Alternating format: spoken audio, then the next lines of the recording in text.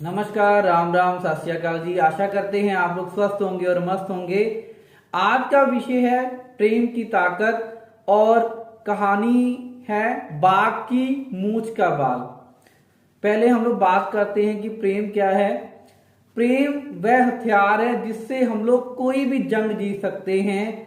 कई बार ऐसा होता है कि हम लोग जो काम अकड़ से या गुस्से से नहीं करवाते वो प्रेम से हो जाता है हमारा। ऐसी ही कहानी मैं आपके सामने प्रस्तुत करने जा रहा हूं।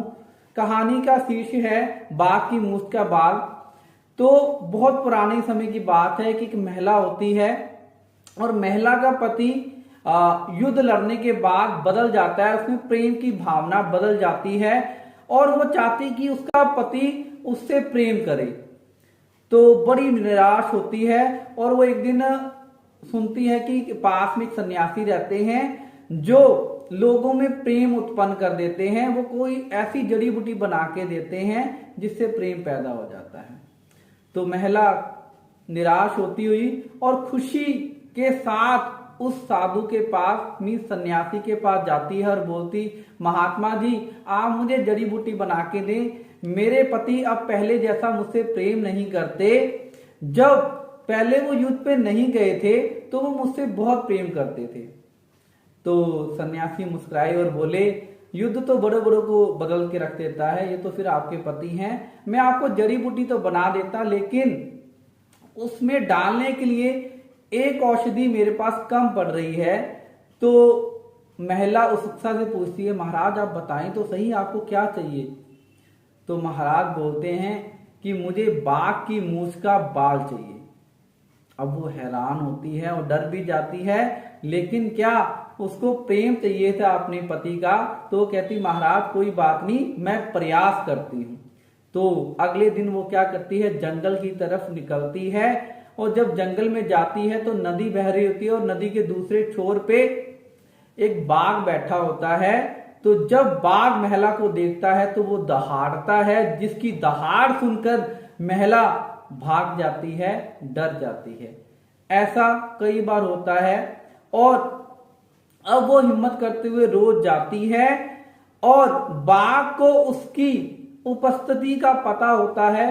अब बाघ भी उस औरत की मौजूदगी को समझ चुका था और उसके होने और ना होने से उसके कोई फर्क नहीं पड़ता था।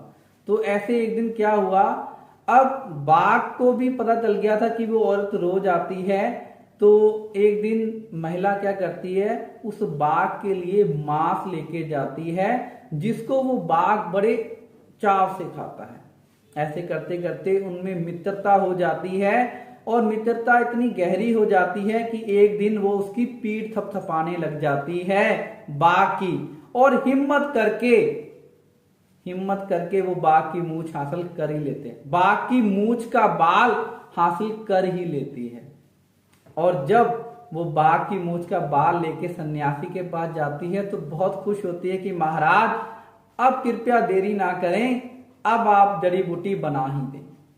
तो सन्यासी बाघ पकड़ते हैं और जलते हुए आग में डाल देते हैं और एकदम से घबराते हुए और सहमे हुए महाराज से पूछते कि महाराज आपने ये क्या किया, मेरी इतनी महीनों की मेहनत, इतने दिनों की मेहनत आपने कुछ पल में ही खराब कर दी।